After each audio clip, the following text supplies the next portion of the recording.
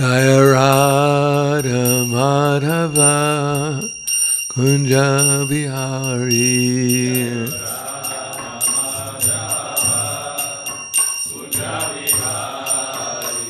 Jaya Radha Madhava Kunja Bihari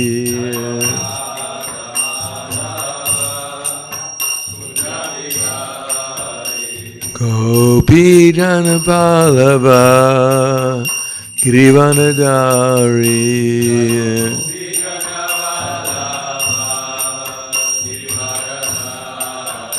Gopi Jana Pallava Girivanadari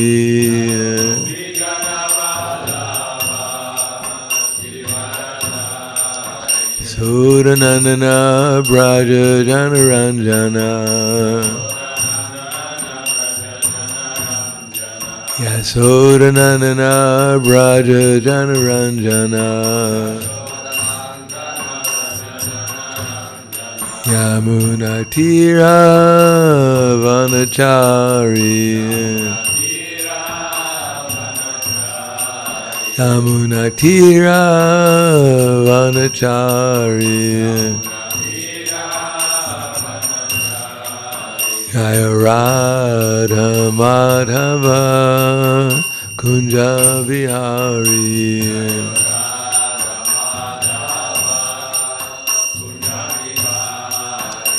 Jaya Radha Madhava Kunja Vihari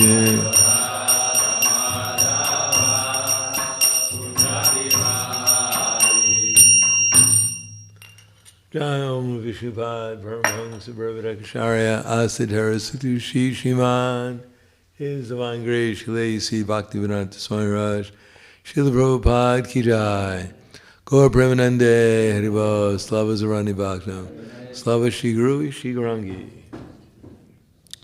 Om Agyanatmanandasya Gananjana Salakaya Chaksur Unmilitam Yena Tasmai Shri Guruve Namaha Shri Chaitanya Manobhishtam Stapitam Yena Bhutale Swayam Rupa Kadamayam Dadati Swapadantikam Pandeham Shri Guru Shri Yuta Padakamalam Shri Gurum Vaishnavam Scha Shri Rupam Sagrajatam Sagana Raghunatam Vitam Tam Sajivam Sadvaitam Savadutam Vrijana Saitam Krishna Chaitanya Devam Shri Radha Krishna Padan Sagana Lalita Shri Visakan Zvitamscha Hey Krishna Karna Sindhu Dinabando Dugatpate Gopesha Gopika Kanta Radha Kanta Namostute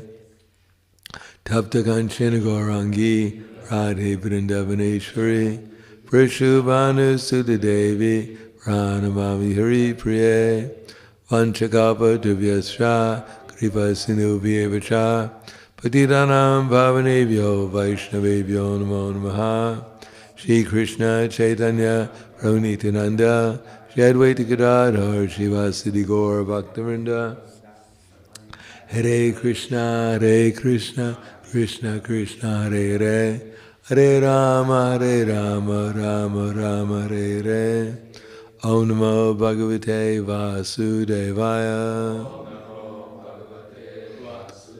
Om Namo Bhagavate Vasudevaya Om Namo Bhagavate Vasudevaya Srimad Bhagavatam, Canto 1, Chapter 7, The Son of Dronapanish, Text number 9. Shonako Vacha Savai Nivriti Nirata Saratro Pikshako Muni Kasyava Brihitim Etam Atmarama Samabhyasat Shonako Vacha Savai Nivriti Nirata Sarvatro Pekshako Muni Hasyava Brihitim Etam Atmarama Samba Yasat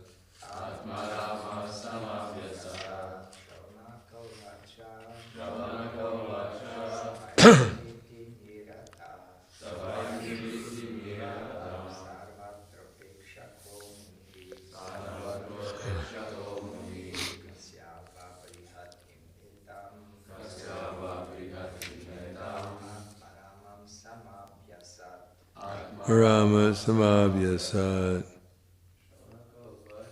Shanagovacha Savani Vriti Nirata Saratro Pekshako Muni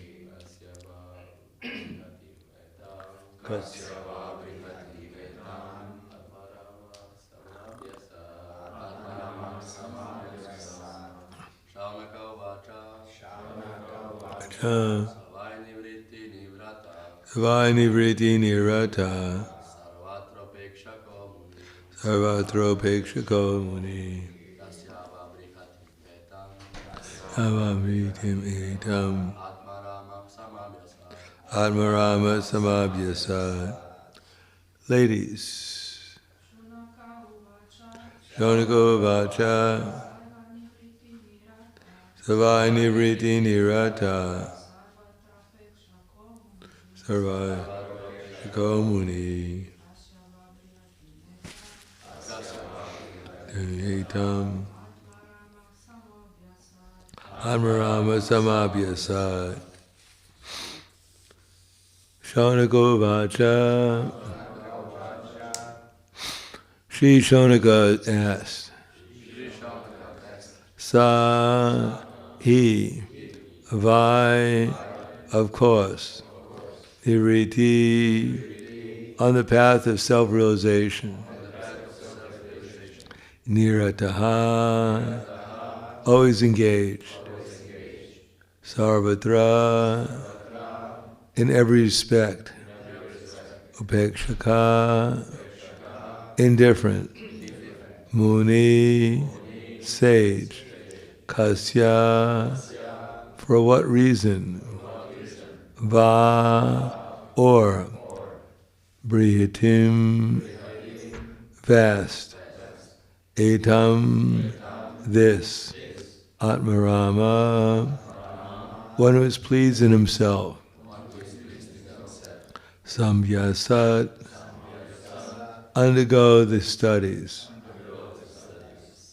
Translation and purport by His Divine Grace, A.C. Bhaktivedanta Swami Srila Prabhupada. Shri Shonaka asked Sutta Goswami. Shri Sukadeva Goswami was already on the path of self-realization. Thus he was pleased with his own self. So why did he take the trouble to undergo the study of such a vast literature? Purport. Please repeat. Shri Shonaka asked Sutta Goswami. Shri Sutta Goswami was already on the path to self-realization. And thus he was pleased with his own self. So why did he take the trouble to undergo the study of such a vast literature?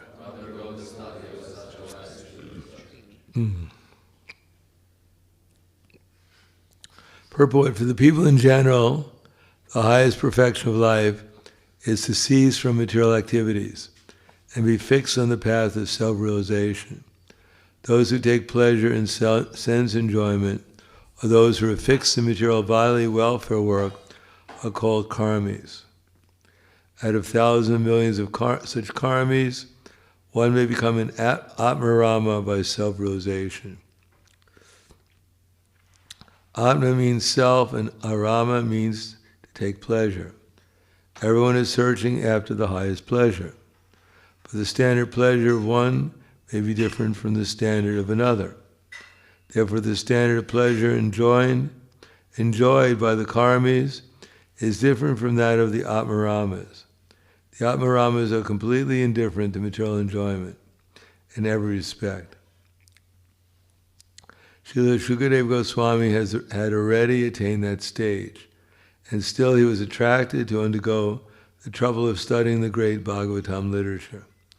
This means that the Srimad Bhagavatam is a postgraduate study even for the Atmaramas, who have surpassed all the studies of Vedic knowledge. So the text again, translation. Shri Sukadeva Shonika asked Sutta Goswami. Srila Sukadeva Goswami was already on the path of self-realization, and thus he was pleased with his own self. So why did he take the trouble to undergo the study of such a vast literature?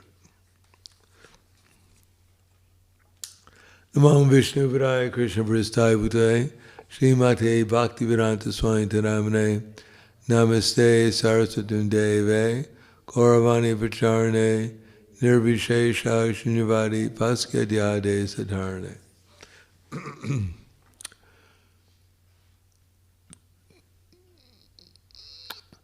In the Bhagavatam, in the next canto,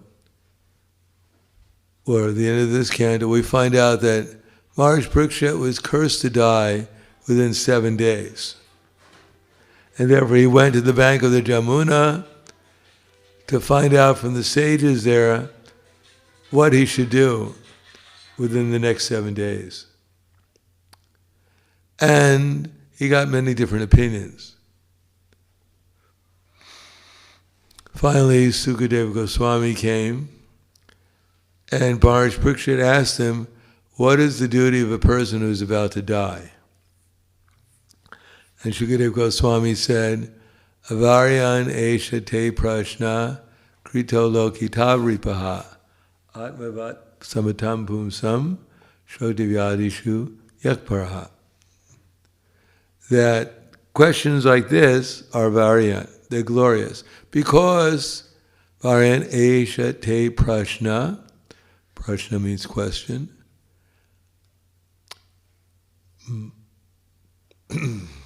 Varyan Eshate Prashna Krito Loka Hita Ripaha. O king, Ripa is king. Hita means beneficial.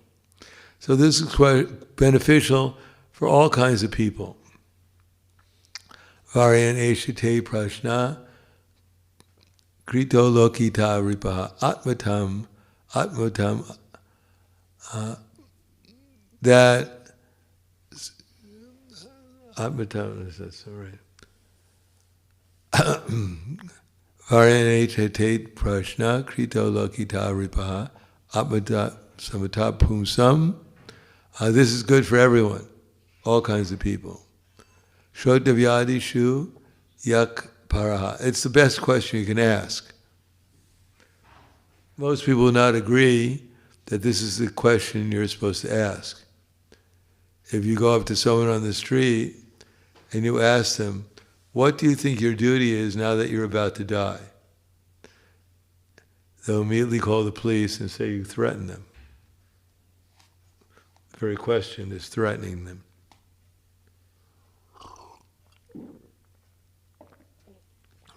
And yet, people have hundreds and thousands of questions. And apparently those questions they have are not about the question, what should they do now that they're about to die? But actually the question is about what to do so they don't die. Everyone knows that they're about to die. Do you think any human being doesn't know they're about to die? About to die means within 10 years or 100 years or 15 seconds, everyone knows that sooner or perhaps not later, they have to leave their body. And they're trying to figure out how to avoid it. Shrotavyadishu Rajendra, Srinam Shanti Sahasrashaha, Apashyatam Atmatatvam, Griheshu Grihamedinam.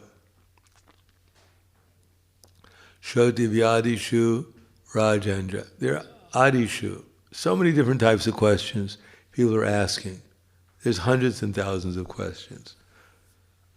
Rinam Shanti Sahasra Shaha. There's no limit to the questions and the answers they're getting. Shrodifyadishu Rajendra Shinam Shanti Sahasra Shaha Apashitam Atmata. But they're blind to self-realization. In other words, basically speaking, everyone has the same question: how to avoid death. Unfortunately, they don't ask the question of what to do to get out of death. They're trying to avoid death, but that's not possible. We haven't made any advancement towards avoiding death with all the scientific advancement we so-called made. Has anyone stopped dying? Have they been able to stop the changing of any of the material energy? Can anyone, scientist, wave his hand and stop the material energy from changing even for a moment? So what is the progress? If the real problem is old age, disease, and death, and having to take birth again, what progress has anyone made in the material world? As I've said many times, when Prabhupada was in London, and the reporters were asking Prabhupada, Swamiji, we've heard that in India, so many people are sick and dying. Can you please explain that? So Prabhupada said, you're absolutely right. In India, so many people are dying, getting sick and dying. But I've also noticed that here in England, people are also getting sick and dying.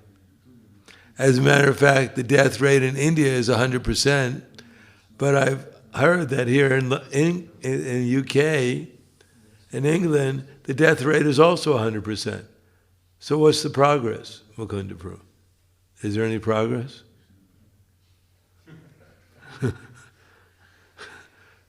Do you know of any progress? That's right. No progress. Much ado about nothing. So many big skyscrapers, so many big weapons, so much transportation, so much internet, so much so-called technological and industrial progress, but no progress stopping old age, disease, and death, and taking birth again, which is the real problems. But they have hundreds and thousands of questions how to solve the relatively insignificant problems, but no question how to solve the real problems. And what are their questions about? How are they going to stop death? Nidriya riyate naktam vavavayena chavavaya divya charte hara rajan katumba bharanena va. So what is their solution? Nidriya. They're trying to teach people how to sleep. Even the dog on the street, he sleeps peacefully most of the time. In India, unlike here, you can go on the street and the dogs are lying down right in the middle of the highway. What sane person would go to sleep right in the middle of a highway? Wouldn't you be in anxiety of being run over by a car? So many, especially in India, where people drive like mad people. They're completely insane. Yet the dog is peacefully sleeping on the street. Even practically run over him, he doesn't pay any attention because he's asleep. And yet people have to take sleeping pills, they have to take courses on how to sleep. There's even, you can get your PhD in sleep therapy. The dog, he's way beyond the PhD candidate. He's much more expert at sleeping. But nidriya riyate naktam. But at night people are trying to go to sleep.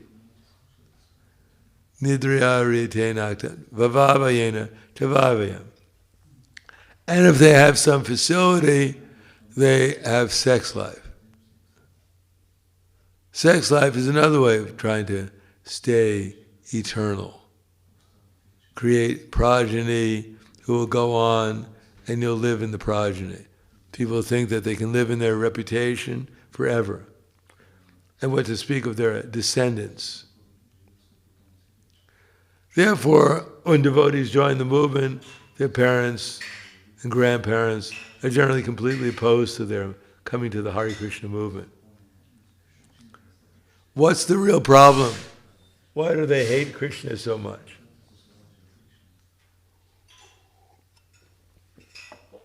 Why are they so disturbed that one of their descendants has become a devotee? What's the real problem? The real problem is they're afraid their disciple succession will end. They won't have any children to live on the future and carry on their disciple succession. And therefore, when the devotees get married, then the parents come to see the grandchildren always, and everything's all right. It's all right you became a devotee. You may have been brainwashed, but at least you had children, so you're, quote, normal, and our descendants will go on. So people are thinking they'll live on in their dynasty.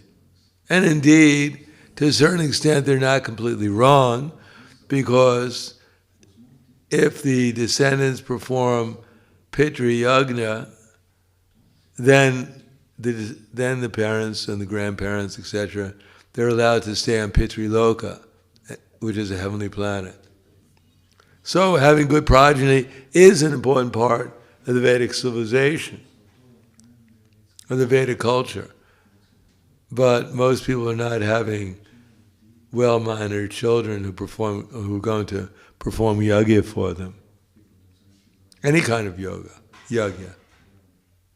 What to speak of the Sankirtan yagya. Therefore, bhavavayena, even sex lives is attempt to somehow or another stay relevant into the future. Divya charteha rajan. And during the day they're working. Why? Because if you don't work, you won't get money. And if you don't get money, you may not eat. If you don't eat, then you'll die. Divya charteya rajan, kutumba parnenava. And then kutumba, the family. You have to keep the family, you have to go out and buy things for the family. So they can go on living. Why? Deha patya kalatradishu atma sanesh. Sanyeshu means soldiers. Because we look at our wife and our children and all the paraphernalia, that this will protect me from dying.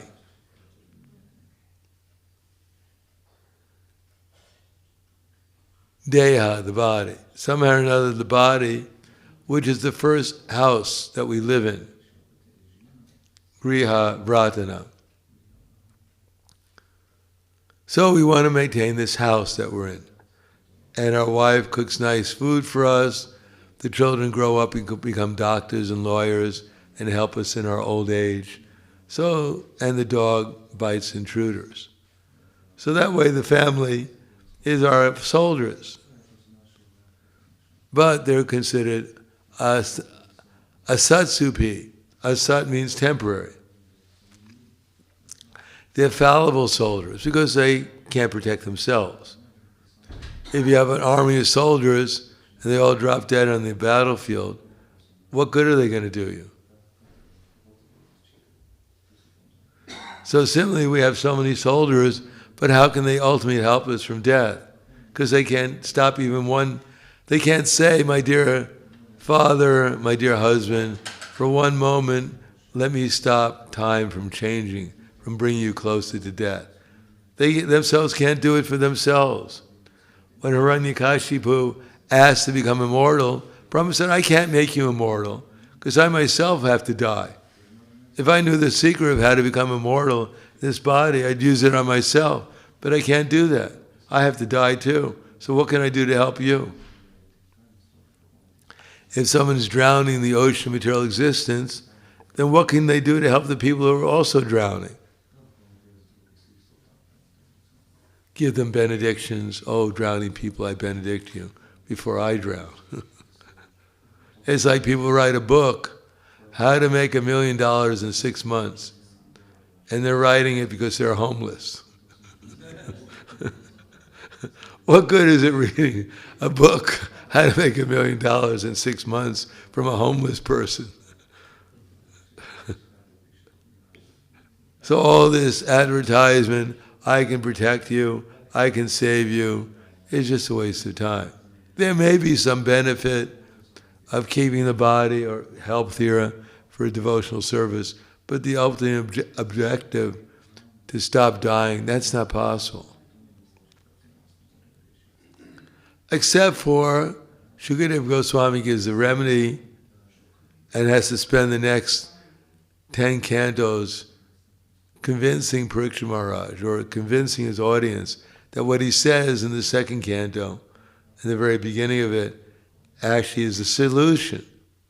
Tasmat Bharata Sarvatma Bhagavan Ishvaro Hari Shotavya Kirtitavya Sha Smarta Yakchehatavaya.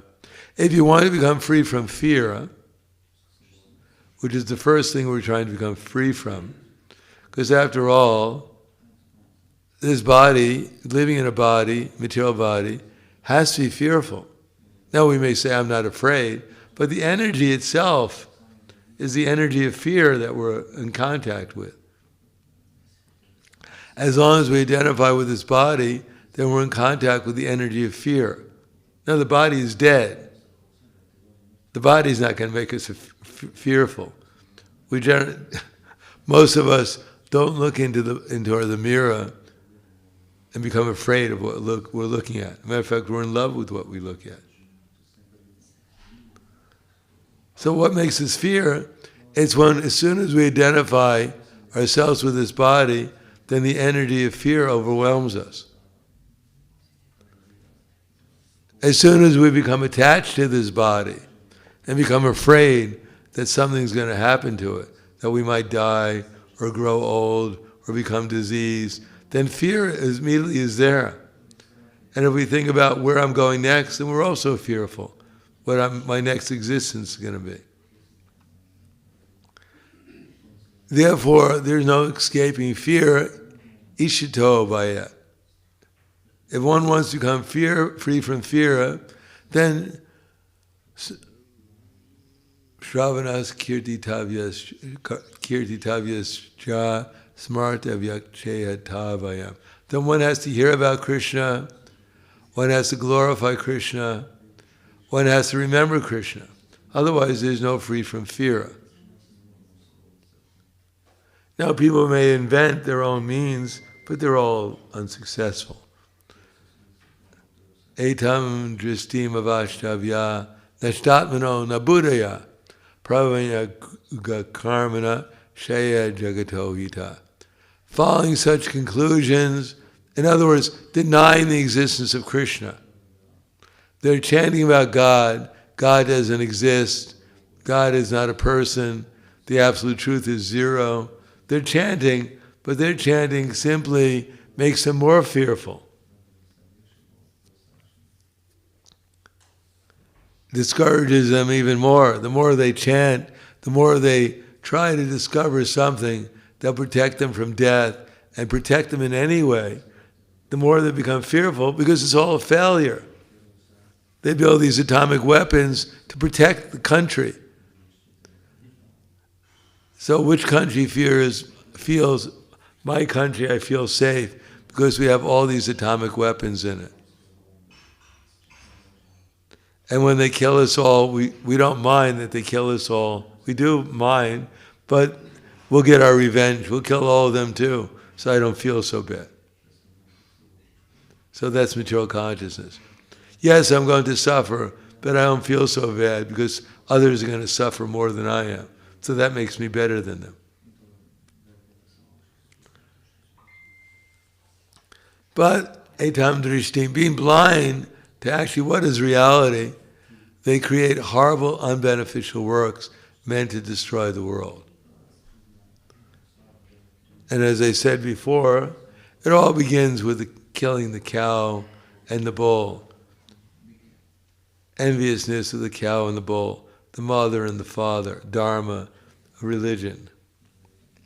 They've killed religion with the idea of enjoying the material world and without having to sacrifice.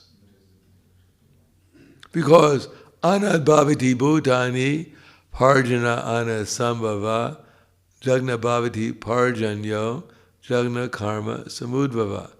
Karma brahmodbhavan vidi brahmakshara samudbhavan tasmat sarvagatam brahma nityam jagna pratishtita. That all living entities subsist on food grains. So what's the worst days we have usually in the Hare Krišna movement? It's the fast days.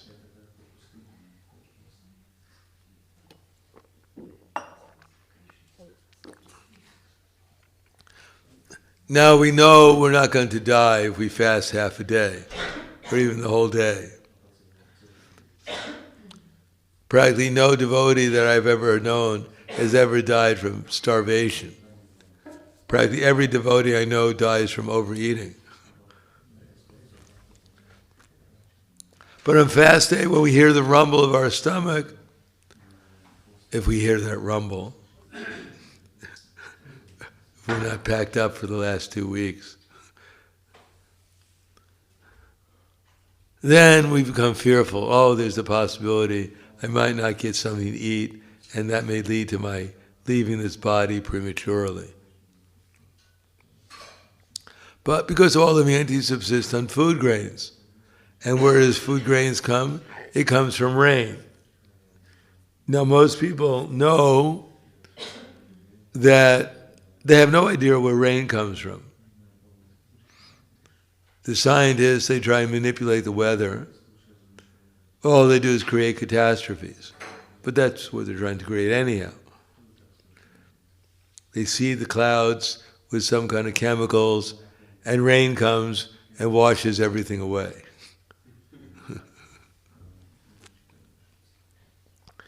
Even in Durban, in the Middle East, they were seeding the clouds and they had a flood right in the middle of the desert. So, ati dristi, alpa dristi, too much rain, not enough rain, the demons have to suffer one or the other. Because there's no sacrifice. Because anad bhavati bhutani, parjana anasambhava, grains come from rain, jagna bhavati parjanyo, and rain comes from sacrifice. If we don't pay the electricity bill, if we don't pay the water bill, then they cut it off. We may not believe in the demigods. We may not believe that there's higher powers behind nature. But people have to suffer. Otherwise, here in the water department, the electricity department, there's an arrangement. And we perceive that arrangement. We don't see the people who are putting on the lights, sending us electricity. We have no idea who they are. But because there's electricity coming, we know that the people in charge of the powerhouse, they're doing their job properly. And if the whole universe is being enlightened or lightened by the sun, then we know that there's some demigod performing his duties properly. If the rain is coming properly, then we know the demigods are doing their duties properly, and the people on this earth are paying their bill.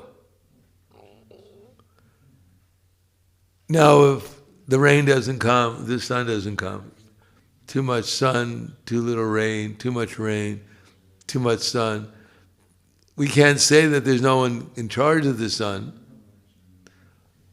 All we can say is that the people on this planet are not doing their duty, and therefore they're suffering. The demigods are reciprocating with them accordingly, because they're not paying their dues.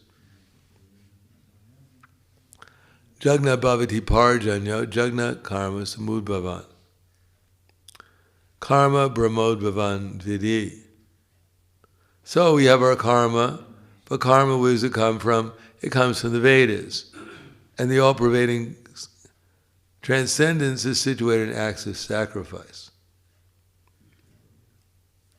So people don't realize they have to perform sacrifice for Vishnu, otherwise they'll be forced to suffer in the material world in some kind of Bali conception of life.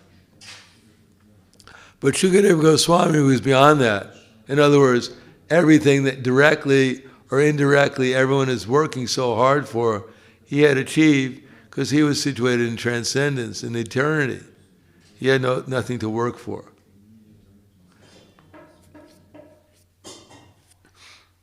He wasn't working to maintain a body because he had a spiritual body. He wasn't working to stay alive because he had a spiritual body, eternal. His body was made of eternity. But what he was lacking was he had knowledge, but he didn't have full knowledge. He knew who he wasn't. He knew he wasn't a material body. But at that stage, he didn't know who he actually was. It's good to get out of the dream that we're being bitten by a tiger,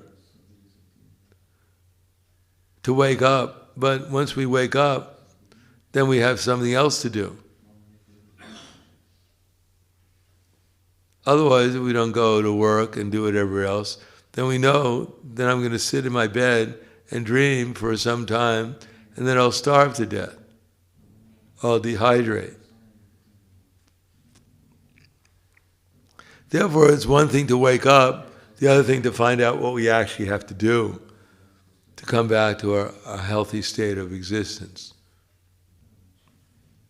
So Shukadeva Goswami, he wasn't completely satisfied, although he had no fear, because he had realized his eternality, but he wasn't completely satisfied, because just waking up is not sufficient. Now we have to find out what we're supposed to do to become happy. And therefore, when he heard this, Vyasadeva disciples describe Krishna, that Krishna is the reservoir of all pleasure, then he understood that this little bit of happiness I'm experiencing, being free from fear, is not really the goal of life. The real goal of life is to enter into the world of unlimited happiness that's talked about. As Prahlad Maharaj said, Naiva dvije paratarai vaitaranyas tvavirya gayana mahamrita magnichitak soche vimukha chetasa indriyarta maya sukhayam varam udvato vimudam. Lord Nrsimhadev wanted to give Prahlad Maharaj so many different benedictions, whatever he wanted. Christmas 1,000 times. But Prahlad Maharaj wasn't interested, because he said, I'm already in the ocean of unlimited happiness. Why would I want anything else besides that? What could possibly to add to this? Everything is pleasurable in my existence. Everything is full of love and beauty. But Nrsimhadev asked Prahlad, but it seems that you're a little morose. You're saying you don't want anything, but why are you lamenting? Why do you seem to be morose? So Prahlad Maharaj said, so che vimukha chetasa indriyarta. Yes, I'm lamenting to see these vimudhas. Mudha means ass, no intelligence. And vimudha means super ass, absolutely no intelligence. They're working so hard to become happy, but paravastata abodha jato. They're simply being defeated by ignorance, because paravastava abodha jato yavan jignasita atmatatvam. Because they're not inquiring about their real nature. They're working hard to survive, but they're not inquiring the fact that how to actually get out of the material existence of this temporary existence and enter into reality. Therefore, I'm lamenting that they've lost all the intelligence and the real inquiry they're not making. Not how to maintain this body, but how to get out of the bodily concept of life. That's the real questions people should be asking. And Shukadeva Goswami gave us the answer. Shrotavyas, kirtitavyas cha, smartavyakshetavayam. That one should hear about, one should chant about, one should remember the Supreme Personality of Godhead who can protect one from all fear. And Shukadeva Goswami became attracted and he reached perfection in that way. And therefore he's telling Parikshit Maharaj the secret. And we're supposed to tell everyone else who wants to know the secret, that secret. Shrotavyas, kirtitavyas cha, smartavyakshetavayam. If we want to become free from fear, then we have to hear about, chant about, and remember Krishna. Glorify Krishna. So I'll stop there. Thank you. Any questions?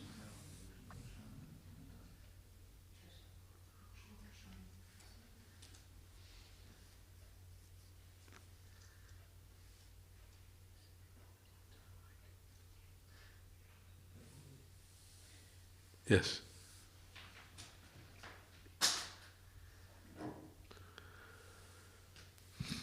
Hare Krishna, Maharaj, thank you for your lecture. I'm just asking myself and thinking like, I'm chanting, I'm reading, I listen lectures, but still I'm not happy. I try to follow the process, but sometimes I am happy, sometimes, but this really, it's not like state of relief that you have this knowledge and you know why you are here, why what is the point of life, but still what we do wrong. Because I also talk to many devotees, and those who are like sincere, they tell me that they're not happy. Well, they asked Prabhupada, one time I was in a lecture, Prabhupada gave at the University of Buffalo, and one boy asked Prabhupada after the lecture, Swamiji, are you really happy? And Prabhupada said, well, if I told you, would you believe me? And the boy kept on asking the same question, and Prabhupada finally smiled and said, yes, I'm really happy. So Prabhupada was really happy. So we can also become really happy if we become as serious about Krishna consciousness as Prabhupada was serious about Krishna consciousness. Otherwise, material nature will make us distressed, because if we weren't distressed, we wouldn't take the process seriously. So it's an encouragement to take it more seriously, that's all. Everyone is trying to get out of the distress. No one is happy in the material world. Everyone is trying to somehow or another become relieved from the miseries of material existence, but they can't do it. But we, at least to some degree, we've been able to do it, but we have to go further because we have to become more serious about the process. Shrotavyas, hear better with more attention, be willing to be prepared to follow the instructions, whatever we hear. And kirtitavyas, be prepared to glorify Krishna in whatever we're doing, not just to follow the instructions to temporarily get out of some misery, but to actually love Krishna, to glorify Him. And smartavyak, so we can come to the platform of actually out of love, out of desire to please Him, remember Krishna.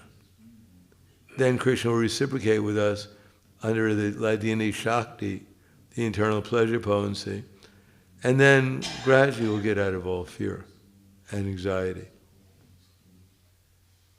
So we may be doing externally the activities, but we have to learn how to add the element of consciousness to it also. Sincerity and consciousness. That the goal is to become a servant of Krishna, which we can't do to please Krishna. We can't do that overnight, but we have to go in that direction. We have to add the element of consciousness just not the activities externally. Is that right? Yeah, thank you. Yes, we have to be patient. Patient, follow the process and trust the process and deep dive into, yeah. Yeah, we have to see the deities are not there to cause us trouble. And they're the ones who created the material universe and maintain it. They're not here to cause us trouble. The trouble is to cause us to get out of trouble. The suffering we undergo is to rectify us, not just to cause us pain. It's just to inspire us to stop doing the things that we shouldn't be doing so we can do the things we're supposed to be doing. Anything else? Thank you, Khala. Grantaraj Srimad Bhagavatam ki jai. Srila Prabhupada ki jai. Gaur Premanande.